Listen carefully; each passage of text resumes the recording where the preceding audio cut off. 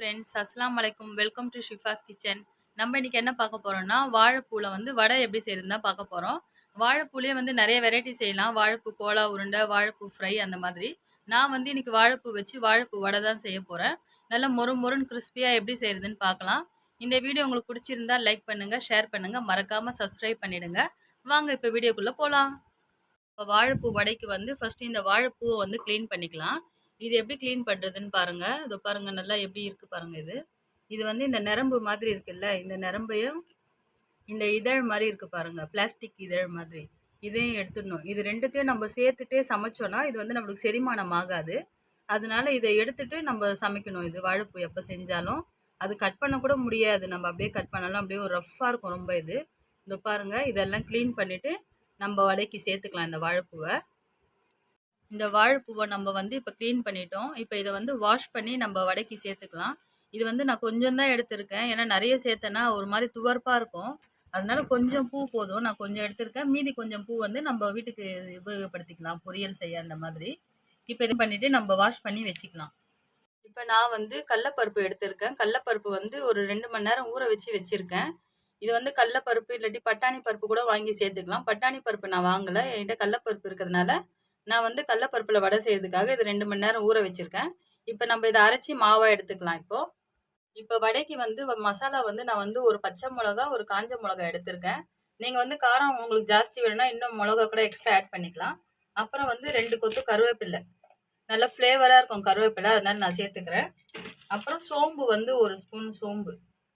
சோம்பு வேணான்னா நீங்கள் இது பண்ணிக்கலாம். வடைக்கு சோம்பு நல்லாயிருக்கும், வாசனையும் நல்லாயிருக்கும்.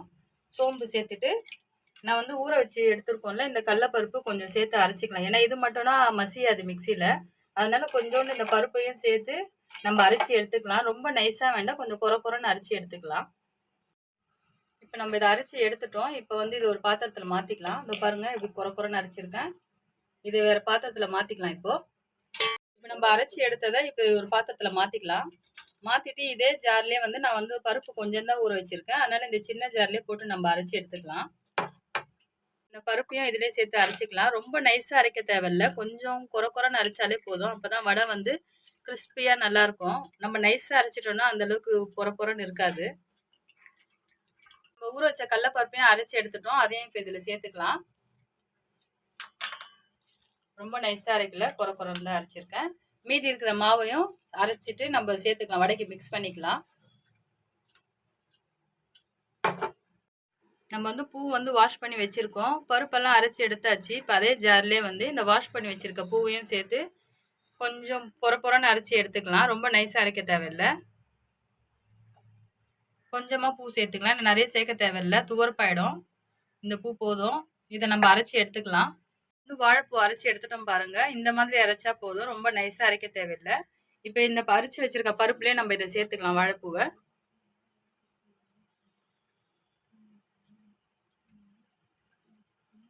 சேர்த்தாச்சு இது. இப்போ நான் வந்து மீடியம் சைஸ் வெங்காயம் வந்து 2 வெங்காயம் கட் பண்ணி வச்சுருக்கேன், பொடியாக நறுக்கி வச்சுருக்கேன். இதே இதிலே சேர்த்துக்கலாம். சேர்த்து ஒரு வாட்டி நல்லா மிக்ஸ் பண்ணி விட்டுக்கலாம் இதெல்லாம் சேர்த்து. அப்புறம் வந்து 2 பல்லு பூண்டு நசுக்கி வச்சுருக்கேன் நான், அதையும் இதிலே சேர்த்துக்கலாம். அப்புறம் கட் பண்ணி வாஷ் பண்ணி வச்சுருக்கேன் கொத்தமல்லி, அதையும் இதில் சேர்த்துக்கலாம். நம்ம கருவேப்பிலை ஃபஸ்ட்டே போட்டோம், அதனால் இப்போ தேவையில்லை. இதை மட்டும் போட்டு தேவையான அளவு உப்பு சேர்த்துட்டு மிக்ஸ் பண்ணி விட்டுக்கலாம். இப்போ நம்ம தேவையான அளவு உப்பு சேர்த்துட்டு இது எல்லாத்தையும் ஒரு வாட்டி நல்லா மிக்ஸ் பண்ணி விட்டுக்கலாம். நல்லா மிக்ஸ் பண்ணிவிட்டு உப்பு கம்மியாக இருந்தால் எக்ஸ்ட்ரா இன்னும் கொஞ்சம் போட்டுக்கலாம் நம்ம. ஏன்னா ஃபஸ்ட்டே ஜாஸ்தியாக போட்டோன்னா ஒன்றும் பண்ண முடியாது. நம்ம கம்மியாகவே போட்டுட்டு டேஸ்ட் பார்த்துட்டு உப்பு சேர்த்து மிக்ஸ் பண்ணிக்கலாம். இது மிக்ஸ் பண்ணிவிட்டு காட்டுறேன் பாருங்கள். பாருங்கள், ஃபுல்லாக நம்ம மிக்ஸ் பண்ணி விட்டுட்டோம். இப்போ வந்து இதை வந்து சின்ன சின்ன உருண்டையாக பிடிச்சிக்கலாம். உருண்டையாக பிடிச்சிட்டு நம்ம எண்ணெய் ஹீட் பண்ணிவிட்டு கையிலே அப்படியே தட்டி போட்டுடலாம், வடை தட்டுற மாதிரி. இப்போ இந்த சைஸ் போதும். நம்ம பெருசாக வேணாலும் பெருசாக பிடிச்சிக்கலாம். ஏன்னா வடை வந்து மெலிசாக போட்டால் தான் நல்லா மொறுன்னு இருக்கும். அதனால நான் வந்து சின்ன பால்ஸாகவே உருட்டிக்கிறேன். இந்த பாருங்கள், இந்த மாதிரி மீடியம் சைஸில் உருட்டி எடுத்துக்கோங்க. இது எல்லாத்தையும் உருட்டிட்டு காட்டுறேன். இதோ இப்போ உருட்டி வச்சுட்டோம் பாருங்கள். ஏன்னா நம்ம அப்படியே கூட தட்டி போடலாம், ஆனால் லேட் ஆகும், எண்ணெய் சூடாகிட்டே இருக்கும். நம்ம இப்படி பால்ஸ் மாதிரி பண்ணி வச்சிட்டோன்னா எண்ணெய் ஹீட் பண்ணிட்டு அப்படியே கையிலே தட்டி தட்டி நம்ம போட்டுக்கலாம். இப்போ வந்து எண்ணெய் ஹீட் ஆகிடுச்சு. இப்போ நம்ம இதை போட்டு பொரிச்சு எடுத்துக்கலாம். இங்கே பாருங்கள் ஃப்ரெண்ட்ஸ், நான் கையிலே எப்படி தட்டுறேன் பாருங்கள் வடை. ஏன்னா கவர்லாம் வச்சோன்னா அது நம்மளுக்கு சரிப்படாது, வாட்டம் வராது. நான் வந்து கையிலே இப்படி தான் பண்ணி போடுவேன். இப்படி நல்லா ப்ரெஸ் பண்ணி விட்டுக்கலாம். ஒரே ஈவனா வந்துடுச்சு பாருங்க. கையெல்லாம் நல்லா வாஷ் பண்ணிக்கோங்க. வாஷ் பண்ணிட்டு இதோ இந்த மாரி தட்டிட்டு நம்ம எண்ணெய் ஹீட் ஆயிடுச்சு. இப்ப இதுல வந்து ஒண்ணொண்ணா சேர்த்துக்கலாம். இதோ பாருங்க. இன்னொன்னு தட்டிட்டேன். கொஞ்சம் தூரம் தூரம் போட்டுங்க. ஏன்னா கிட்ட கிட்ட போட்டா அது ஒட்டிக்கும். இன்னொன்னு சேர்த்துக்கலாம். அது நல்லா வேகட்டும். நம்ம உடனேவும் திருப்பக்கூடாது. ஒரு நிமிஷம் கழிச்சு நம்ம திருப்பி விட்டுக்கலாம். உடனே திருப்பினா உடஞ்சிரும் அது. இது ஃப்ரை ஆயிது அப்படியே மேலே வருது பாருங்க. இப்போ நம்ம இந்த ஸ்டேஜில் வந்து திருப்பி போட்டுக்கலாம். எண்ணெய் ரொம்ப ஹீட்டாக இருக்கணும். அப்போ தான் அந்த எண்ணெய் குடிக்காமல் இருக்கும் வடையில். இல்லாட்டி எண்ணெய்லாம் இழுத்துக்கும். எண்ணெய் நல்லா ஹீட் பண்ணிட்டு நம்ம போட்டுக்கலாம். இந்த பாருங்க ஒன்று கூட உடையவே இல்லை. எவ்வளோ அழகாக வந்திருக்கு பாருங்க. இதுவும் இப்போ வேகட்டும். வெந்ததுக்கப்புறம் நம்ம வேறு பிளேட்டில் மாற்றிக்கலாம். வடை ரெடி ஆயிடுச்சு. இப்போ நம்ம எடுத்துக்கலாம். இதை எண்ணெய் ஃபில்டர் பண்ணி எடுத்து பிளேட்டில் மாற்றிக்கலாம். பாருங்கள் எவ்வளோ அழகாக வந்திருக்கு. இது வாழைப்பூ போட்டதுனால கொஞ்சம் கலர் பிளாக் மாதிரி தெரியுது. பாருங்கள் நல்லா வந்திருக்கு பாருங்கள் வடை. வாசனை நல்லா கம கம்மன்னு இருக்குது வாழைப்பூ சேர்த்துருக்கிறதுனால.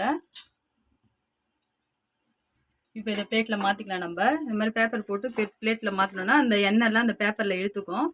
இப்போ நம்ம மீதி இருக்க மாவையும் போட்டு பொரிச்சு எடுத்துக்கலாம். மீதி இருக்கிறதெல்லாம் போட்டு பொரிச்சு எடுத்துட்டு லாஸ்ட்டில் காட்டலாம் பாருங்கள். இங்கே பாருங்கள் வாழைப்பூ வடை ரெடி பண்ணிட்டோம் பாருங்கள். ஃபுல்லாக ரெடி ஆகிடுச்சு. நல்லா சாப்பிட்டு பார்த்தா நல்லா முறுமுறுன்னு கிறிஸ்பியாக இருக்குது. இதோ பாருங்கள் எவ்வளோ அழகாக இருக்குது வடையே பார்க்குறதுக்கு. பாருங்கள் உள்ளெல்லாம் நல்லா வெந்திருக்கு பாருங்கள் எப்படி இருக்குது. நம்ம போட்டிருக்க அந்த கொத்தமல்லி எல்லாம் நல்லா தெரியுது பாருங்கள். சாப்பிடவும் நல்லா க்ரன்ச்சியாக நல்லா கிறிஸ்பியாக இருக்குது. நீங்களும் வீட்டில் ட்ரை பண்ணி பாருங்கள். Okay bye. என்ன சாரே மனசிலாயோ?